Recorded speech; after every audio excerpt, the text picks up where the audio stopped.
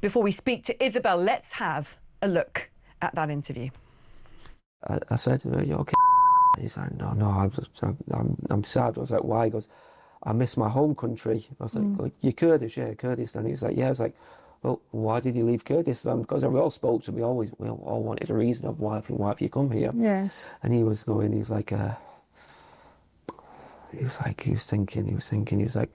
one day he goes, I had an argument with my wife. I'd been drinking heavily.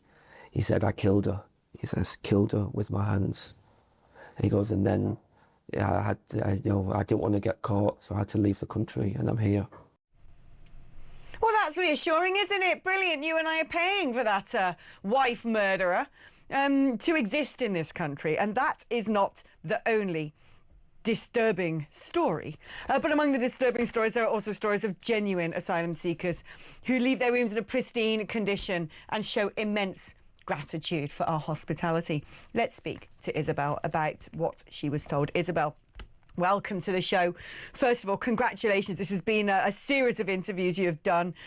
Excellent storytelling, excellent reporting, as one has come to expect from you. You set the bar very high indeed.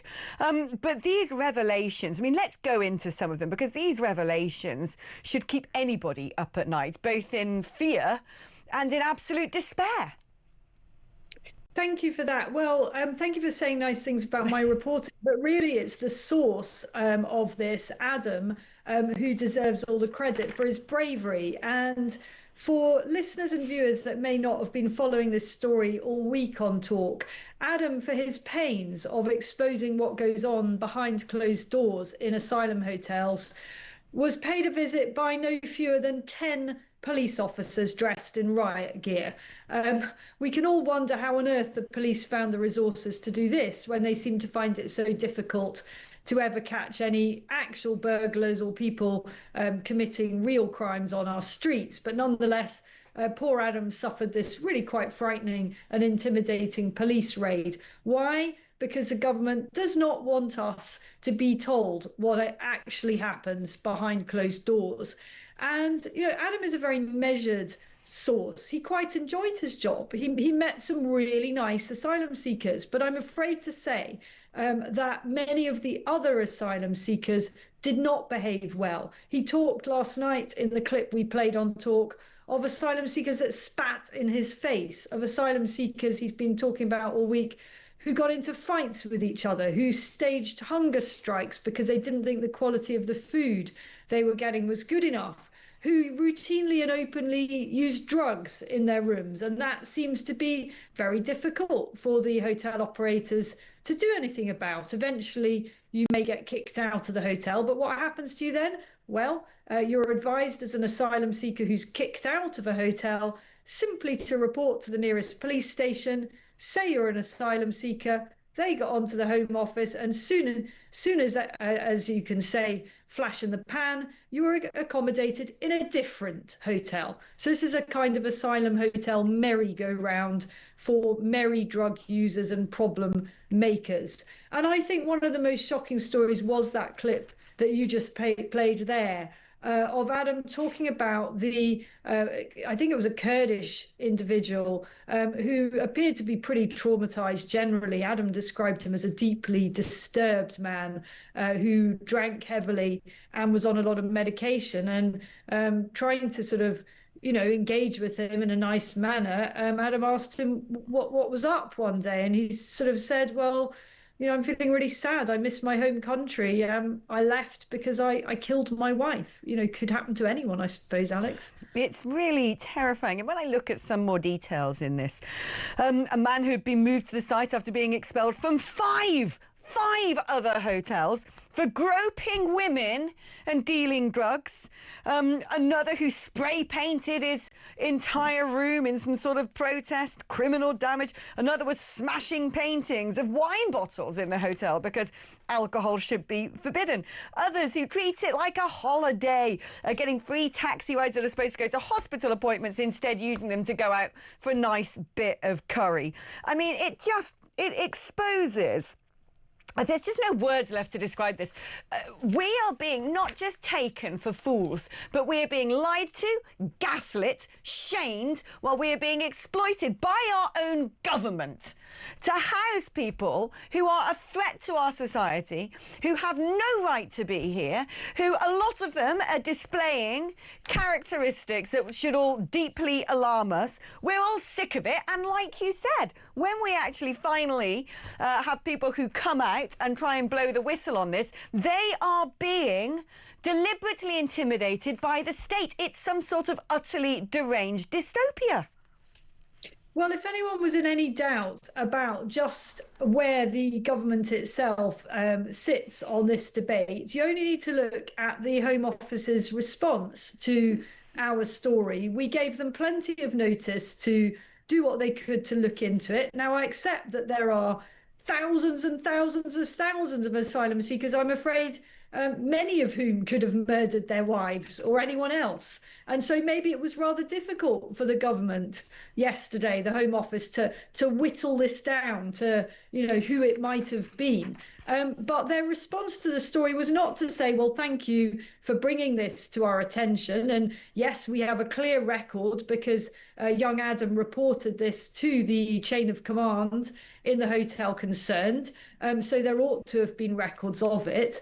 No, their response to this was to lash out at Talk for bringing the story into the open. Let's read this, because this is one of the most disgusting and audacious and arrogant and vile responses I've ever seen. A Home Office spokesperson said, "It is deeply disappointing and irresponsible." Hold on, irresponsible? That talkTV failed to provide the Home Office with the information required to verify these allegations. I'm sorry, irresponsible? Irresponsible are the people handing the right to reside in this country to would-be terrorists, wife killers, rapists and drug dealers. Irresponsible is the department of the government that are losing prisoners left, right and centre. Irresponsible are the people who have granted men asylum who have gone on to rape and abuse women, even murder them. Irresponsible is the exact word that I would give to the Home Office. That is disgusting. Well, ill-judged as well. What an ill-judged statement. What could they have said if they'd been unable to get to the bottom of it? And, of course, I recognise it is difficult for the reason I said, because there's so many of these people who have bad characters. What they could have said is, thank you for bringing this deeply disturbing report to our attention. Clearly, we will now be doing everything in our power to identify the individual concerned, try to verify whether or not he really did kill his wife. And if he did, we will be taking the appropriate action to make sure that he doesn't present any danger to the British people. That's not a difficult thing to say, but no, instead the response is to try to kick ass. It tells you everything you need to know, really, about the attitude of the authorities to this ongoing scandal. And we've got to thank whistleblowers. They pay a high price all too often. And this story does fit very nicely with the story you mentioned earlier from Alison Pearson, based on a whistleblower account of the asylum system and the pressure that those working in the system are under, basically just to nod things through, whatever the concerns might be about the characters. But I genuinely cannot understand why any government whose first duty is to keep the safety of the British people can continue to allow this to happen when it is perfectly possible for them to use the machinery of the state to stop people coming over on small boats. And while we're at it, let's not forget that now the winter months are coming and crossings are definitely tapering off a bit. People are still coming over in the back of lorries. People are coming over in cars illegally as well. What does this boil down to? Border control. We're really, really bad at it. Who suffers? Innocent British citizens and taxpayers. Isabel, I've just got to the stage that I look at everything going on and the speed with which it's happening. When all of these things are interconnected, all the stories we're talking about today, whether it's these protests in Birmingham, which makes me feel as if there's a hostile occupying force dictating apartheid conditions in our second city, And you just have to look at the civil service and the government and just think they are willfully, irreparably imperiling and impoverishing their own people, vandalising the country, destroying it for future generations, exploiting us to pay for it all, while gaslighting us, and if that doesn't work, actually explicitly threatening and terrorising us. These people are evil. And I'm not talking about the Turkish drug dealer and the rapists and the wife beaters. They're pretty evil, but I'm actually talking now about the authorities and the government implicit in this stuff. It's not okay. While I've got you, let's talk about all these prisoners randomly being released early, because I don't know.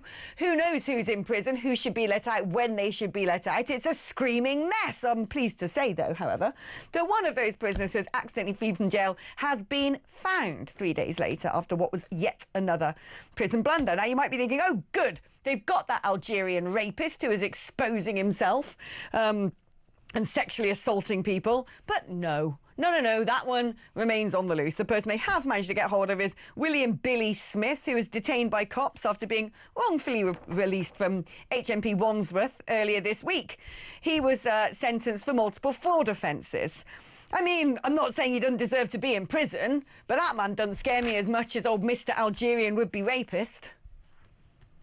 I mean, I don't think I really realised that the accidental release of prisoners was a thing. I mean, apparently this has been a thing for quite some time, and none of us were really any the wiser about it. I mean, we hear about the odd daring prison escape, and that's always, you know, a fascinating story. But the idea that the authorities themselves are routinely making these kind of blunders was a new one on me. And I was saying to Kev O'Sullivan on his show last night, you know, it's not that long ago that ministers would have to resign over something like this. You know, you let prisoners out accidentally, even just one high-profile prisoner out accidentally, you would have to honourably leave your job. And now it seems there's no consequences for our political leaders when they do this kind of stuff. And we know, as I said before, who pays the price. It's innocent people on our streets who find themselves the victim of violent individuals who should have been kept in jail for very much longer. Let's talk now about what is going to be taking place in Birmingham later today. Let's remind ourselves, shall we, with this clip from Ahmed Yaqub, who is going to be joining us after midday. 1st of November, it's game over for Maccabi Tel Aviv and Israel. Protesters are coming from all over the UK peacefully. We're going to protest with our families and let people know the frustration that we have. Israel should not be in FIFA. There's over 30 organizations that are involved, and the numbers are going to be huge. Absolutely. My message to those right-wing extremists and the barbaric Israeli supporters who are supporting Maccabi Tel Aviv, that the city of Birmingham and moreover Aston is the home of lions. Lions, and we will not just remain silent when genocidal complicits come in and play football in our city. Remember that. I urge all the youth to be peaceful and not to cover their faces on that day. We want to send a clear message of peace and justice. Birmingham is united against Israel. Okay, game over for Israel on 6th of November. Remember that. Game over. Game over. Birmingham is united against Israel. That isn't a message of peace and justice. That's a message of anti-Semitism, hatred and apartheid, putting up Palestine flags, encouraging all the Muslims around the country to come and make it clearly known that in our second city, Jews are not welcome. I didn't think this country could ever sink to those depths. It's clear to me now. We essentially have a fifth column occupying force. The tail's been wagging the dog for a long time, and the government yet again are doing nothing.